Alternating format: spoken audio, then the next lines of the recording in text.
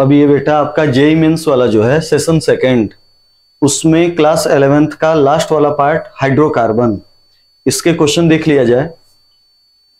तो देखिए इसमें पहला क्वेश्चन,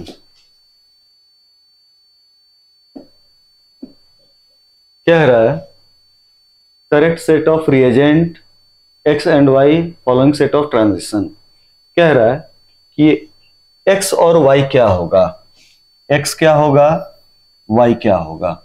तो ढंग से देखो, हमारे पास एक 3 कार्बन का हेलो एल्केन है, फिर उसकी रिएक्शन हो रही है तो एक प्रोडक्ट बन रहा है, फिर प्रोडक्ट की वाई के साथ रिएक्शन हो रही है तो फिर से वो 1 ब्रोमो की जगह पे 2 ब्रोमो बन रहा है। इसका मतलब इसका डीहाइड्रो हेलोजिनेशन हो रहा है, डीहाइड्रो हेलोजिनेशन हो रहा है, हेलोजिनेशन हो रहा है, एलिमिनेशन हो रहा है। फिर ये 3 कार्बन की एल्कीन प्रोपीन बन रही है, फिर इसकी रिएक्शन किसके साथ हो रही है, HBr के साथ, तो ये बन रहा है मार्कोनिकॉफ के अकॉर्डिंग। ढंग से देखो, डीहाइड्रो हेलोजिनेशन के लिए यूज होता है अल्कोहलिक बेस। ऐसा ऑप्शन देखिए जिसमें X दिया है अल्कोहलिक बेस और Y दिया है HBr, तो जो ऑप्शन मैच होगा वो कौन सा होगा, थर्ड। नेक्स्ट क्वेश्चन देखिए, अगला तो देखिए कंपाउंड है, इस कंपाउंड में देखो एग्जामिनर कह रहा है कि ये है, और ये रिएजेंट को पकड़िए अल्कोहलिक KOH, फिर वही एलिमिनेशन डीहाइड्रो हेलोजिनेशन। और हमने आपसे कहा था कि एलिमिनेशन में कोई भी E1 E2 मैकेनिज्म नहीं, एनसीईआरटी को फॉलो करो। एनसीईआरटी कहती है कि एलिमिनेशन रिएक्शन में मोस्ट स्टेबल एल्कीन का क्या होता है, फॉर्मेशन। मोस्ट स्टेबल एल्कीन का क्या होता है, फॉर्मेशन। तो देखो most stable alkene substituted alkene का फॉर्मेशन होता है, तो ये वाला तो होगा नहीं, ये पता नहीं कहां से दे दिए हैं सब। अब ये देखो आंसर जो आपका दिख रहा है वो ये या ये, ठीक। इन दोनों में देखो जो एल्कीन जितनी ज्यादा स्टेबल होगी वही मेजर प्रोडक्ट होगी, है ना, वही मेजर प्रोडक्ट होगी, वही सेट जेफ प्रोडक्ट होगी, सेट जेफ प्रोडक्ट होगी। तो ये देखो डबल सिंगल डबल, आंसर कौन सा गया, सेकंड। अगले पे आइए, अगला क्वेश्चन आपका देखिए क्या है, असर्शन रीजन पढ़िए। असर्शन क्या है, कह रहा है cis form of alkene is found to be more polar than transform, बात सही है। Dipole moment of trans isomer of butane is 0, ये भी बात सही है। असर्शन भी सही है और रीजन भी सही है और एक्सप्लेनेशन भी उसका सही है। आंसर कौन सा हो गया, थर्ड। आगे आइए, क्वेश्चन नंबर 4 कह रहा है nitration of benzene involves the following step. ये देखिए नाइट्रेशन ऑफ बेंजीन में हमने आपसे कहा था कि नाइट्रिक एसिड यूज होगा, नाइट्रिक एसिड और प्लस सल्फ्यूरिक एसिड। सेम हमने ये क्लास में दिखाया था, कहा था कि एनसीईआरटी में यही चीज समझा रखा है और एग्जाम में बनेगा तो बड़ा ढंग का क्वेश्चन बनेगा। तो हमने इसकी रीजनिंग क्या समझाई थी कि जो आपका बेटा नाइट्रेशन ऑफ बेंजीन होता है, जो बेंजीन का इलेक्ट्रोफिलिक सब्स्टिट्यूशन होता है, उसके पहले स्टेप में इलेक्ट्रोफाइल जनरेट होता है, और नाइट्रेशन का इलेक्ट्रोफाइल होता है NO2+। और वो कैसे जनरेट होता है, तो देखिए हमने नाइट्रिक एसिड का डायग्राम बनाओ, तो नाइट्रिक एसिड का डायग्राम हो गया N, फिर ये हो गया 3 ऑक्सीजन है, तो एक हो गया डबल बॉन्ड O, एक हो गया कोऑर्डिनेट O और एक हो गया OH, और फिर सल्फ्यूरिक एसिड बनाओ तो हो गया HOS डबल बॉन्ड O, फिर ये हो गया OH। फिर हमने कहा था कि इसमें ये होता है बेस और ये क्या होता है, एसिड। फिर हमने आपसे कहा था कि एक हो गया बेस और एक हो गया एसिड, तो इस एसिड ने ये प्रोटॉन निकाला, ये प्रोटॉन इसने अपना लोन पेयर दिया और इस प्रोटॉन को एक्सेप्ट किया। तो जब ये अपना लोन पेयर देगा और इस प्रोटॉन को एक्सेप्ट करेगा तो देखिए ये बना, और यहां पे इस ऑक्सीजन पे पॉजिटिव चार्ज आया। पॉजिटिव चार्ज आने के कारण बेटा ये अनस्टेबल हुआ, इस बॉन्ड की क्लीवेज हुई, वाटर निकला और NO2+ नामक इलेक्ट्रोफाइल क्या हो गया, जनरेट हो गया। तो ये सिंपली इस रिएक्शन की कैटलिस्ट जो होती है वो सल्फ्यूरिक एसिड होती है, किसी दूसरे कैटलिस्ट की आवश्यकता नहीं होती है। तो ये देखिए नाइट्रेशन ऑफ बेंजीन, ये ठीक है। Use of Lewis base promotes, कहां बेटा इसमें लुईस बेस वो होता है जो प्रोटॉन को एक्सेप्ट करता है। कहां इसमें प्रोटॉन निकल रहा है, वाटर निकल रहा है, तो स्टेटमेंट 2 क्या है, गलत। वो ऑप्शन चूज करो जिसमें स्टेटमेंट 1 करेक्ट हो और 2 क्या हो, इनकरेक्ट। आगे आइए, बड़ा अच्छा क्वेश्चन इन्होंने बना रखा है एनसीईआरटी से। अगले पे आइए, तो अगला आपका जो क्वेश्चन है उसमें देखिए नेक्स्ट क्वेश्चन क्या है, कह रहा है कि major product of the following reaction P is, इस रिएक्शन का मेजर प्रोडक्ट। तो ढंग से देखो, ये कंपाउंड है, अच्छा number of oxygen atom present in compound, ये देखो ये कंपाउंड है, इसकी रिएक्शन हो रही है ये सोडियम लिक्विड अमोनिया, ये बेटा रिडक्शन है, ट्रांस रिडक्शन है, ट्रांस रिडक्शन, बिर्च रिडक्शन है। तो ये जो पहला बार में प्रोडक्ट बनेगा वो हो गया CH3 C double bond CH double bond CH CH3। फिर अगले स्टेप में कह रहा है कि इसकी रिएक्शन स्ट्रॉन्ग ऑक्सीडाइजिंग एजेंट कराइए। तो हमने आपसे कहा था कि जब भी एल्कीन का oxidation acidic KMnO4, alkaline KMnO4 मतलब किसी भी टाइप के KMnO4 से कराइए, तो इस बॉन्ड को तोड़िए, बॉन्ड को तोड़ने के बाद ऑक्सीजन इधर लगाइए, ऑक्सीजन इधर लगाइए, पहले बनेगा एल्डिहाइड, लेकिन ये स्ट्रॉन्ग है तो फर्दर ऑक्सीडाइज होगा कार्बोक्सिलिक एसिड। तो जो बनने वाला प्रोडक्ट है वो हो गया CH3 C double bond OOH। कितनी ऑक्सीजन बेटा प्रोडक्ट में दिख रहा है, 2। आंसर कितना है, 2। आगे आइए, क्वेश्चन देखिए अगला क्या है, कह रहा है कि हमारे पास ये कंपाउंड है और the correct rearrangement of decreasing order of electrophilic substitution. Examiner कह रहा है कि इलेक्ट्रोफिलिक सब्स्टिट्यूशन में इनकी रिएक्टिविटी का ऑर्डर बताइए।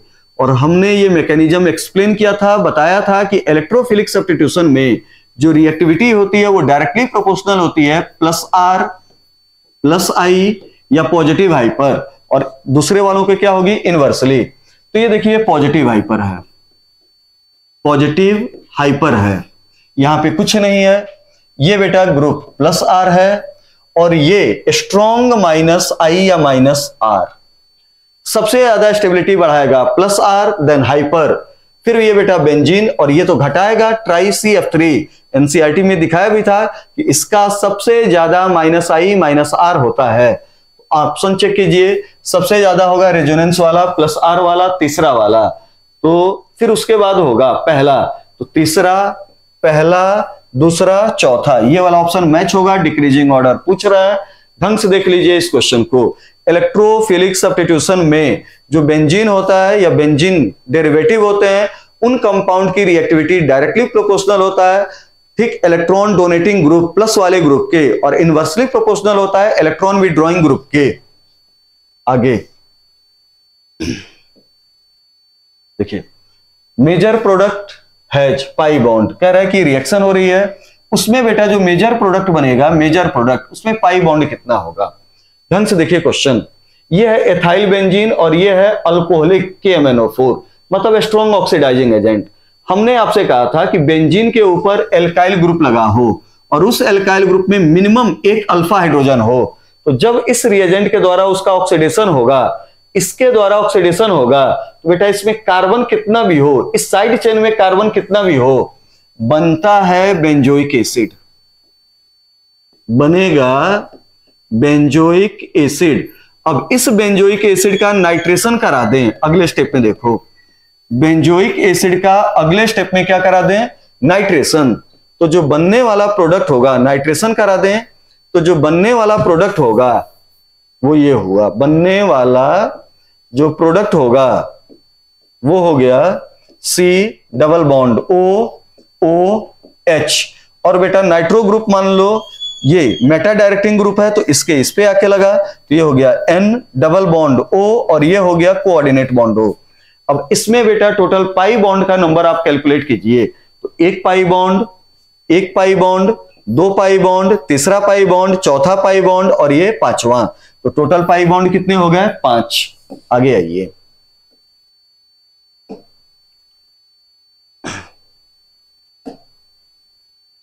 आगे आइए, अब दो स्टेटमेंट दिया हुआ है, ढंग से सुनना। स्टेटमेंट 1 कह रहा है SN2 reactions are stereo specific. इसको देखिए, SN2 रिएक्शन में बेटा या तो प्रोडक्ट बनता है D के फॉर्म में या बनता है L के फॉर्म में, मतलब स्पेसिफिक बनता है, मिक्सचर नहीं बनता है, तो स्टेटमेंट सही है। SN2 रिएक्शन में स्टीरियो स्पेसिफिक प्रोडक्ट बनेगा, या तो बनेगा D, अगर बेटा रिएक्टेंट D तो प्रोडक्ट L, और ये L तो प्रोडक्ट किस फॉर्म में होगा D, मतलब एक ही स्पेसिफिक प्रोडक्ट बनेगा। SN1 reaction generally results in the formation of product as a racemic mixture, ये भी बात सही है। SN1 में racemic mixture plus inverted product बनता है, जबकि SN2 में केवल और केवल एक स्टीरियो प्रोडक्ट बनता है, या तो D या L। तो स्टेटमेंट दोनों सही है, तो इसमें बेटा पहला भी सही और दूसरा भी सही। आइए अगले क्वेश्चन पे। तो क्वेश्चन है आपका अगला, देखिए इसमें क्या है, all the following compounds react with para toluene sulphonyl chloride. बेटा इस पे ना जाइए, ये टोल्विन के फॉर्म में दिया है। आपको मालूम है कि benzene sulfonyl chloride, benzene sulfonyl chloride, benzene sulfonyl chloride, benzene sulfonyl double bond O Cl, benzene sulfonyl. और ये देखो पैराटोल्विन बेंजीन सल्फोनिल क्लोराइड, एक टाइप से बेटा ये हिंसबर्ग रिएजेंट है। कह रहा है कि इसकी इनमें से किसके साथ रिएक्शन पॉसिबल नहीं होगी। तो ये देखो इसमें बेटा इसकी primary amine, secondary amine, tertiary amine को अलग करने के लिए इस रिएजेंट का यूज होता है। 3 टाइप की एमीन को अलग करने के लिए, सेपरेट करने के लिए इस रिएजेंट का यूज होता है। और जिस एमीन में बेटा नाइट्रोजन पे हाइड्रोजन हो वही इसके साथ रिएक्ट करेगा। तो ये करेगा, ये करेगा, ये नहीं करेगा। स्टेटमेंट में दिया हुआ है कि ये जो कंपाउंड है वो इन तीनों एमीन के साथ रिएक्ट कर रहा है, गलत। टर्सरी एमीन के साथ रिएक्शन नहीं करेगा। आगे आइए, their products in the above reaction are soluble in aqueous NH, ये बात गलत। प्राइमरी एमीन का रिएक्शन होता है, प्राइमरी एमीन का, तो उसका जो प्रोडक्ट बनता है उसके प्रोडक्ट में नाइट्रोजन के पास एक एसिडिक हाइड्रोजन होता है, जिसके कारण बेस के साथ रिएक्शन करता है, मतलब बेस में सॉल्युबल होता है। लेकिन सेकेंडरी एमीन जब प्रोडक्ट फॉर्म में चेंज होता है तो उसके प्रोडक्ट में अल्फा हाइड्रोजन, एसिडिक हाइड्रोजन नहीं होता है, जिसके कारण बेटा वो बेस में सॉल्युबल नहीं होता है। तो स्टेटमेंट सेकंड भी क्या है, गलत। तो पहला भी गलत, दूसरा भी गलत। इसमें आंसर कौन सा मैच हो रहा है, पहला। आगे आइए अगले क्वेश्चन पे। तो क्वेश्चन नंबर है आपका incorrect statement regarding ethyne triple bond. ये देखिए इथाइन, इसकी बात कर रहा है, इस पे लास्ट में आइन लगा है। कह रहा है the carbon carbon bond in ethyne is shorter than that in ethene. बेटा इथीन में डबल बॉन्ड है, इथाइन में ट्रिपल बॉन्ड है। ट्रिपल बॉन्ड छोटा, डबल बॉन्ड बड़ा, पहली बात सही है। बोथ कार्बन्स आर sp हाइब्रिडाइड, सही है। ट्रिपली बॉन्डेड कार्बन का हाइब्रिडाइजेशन क्या होगा, sp, और sp होगा तो शेप क्या होगा, लीनियर। अब अगला, carbon carbon bond in ethyne is weaker, गलत। ट्रिपल बॉन्ड छोटा होता है, मजबूत होता है। डबल बॉन्ड कंपैरिजन वाइज बड़ा होता है, वीक होता है। तो स्टेटमेंट चौथा क्या है, गलत। आगे आइए क्वेश्चन नंबर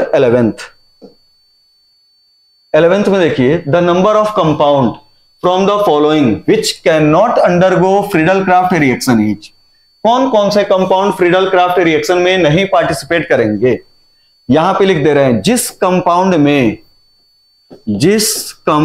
में कई बार क्लास में ये लैंग्वेज यूज किए हैं, जिस कंपाउंड में रिंग डीएक्टिवेटिंग ग्रुप होगा, रिंग डीएक्टिवेटिंग ग्रुप होगा, वो फ्रीडल क्राफ्ट ना तो एल्काइलेशन देगा ना फ्रीडल क्राफ्ट एसाइलेशन देगा। जिस कंपाउंड में रिंग डीएक्टिवेटिंग ग्रुप होगा वो ना तो फ्रीडल क्राफ्ट एल्काइलेशन देगा ना एसाइलेशन देगा।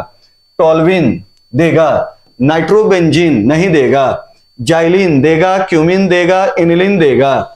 क्लोरोबेंजीन में रिंग डीएक्टिवेटिंग ग्रुप नहीं देगा। नाइट्रोएनिलीन में नाइट्रो रिंग डीएक्टिवेटिंग ग्रुप नहीं देगा। डाइनाइट्रोबेंजीन में रिंग डीएक्टिवेटिंग ग्रुप नहीं देगा।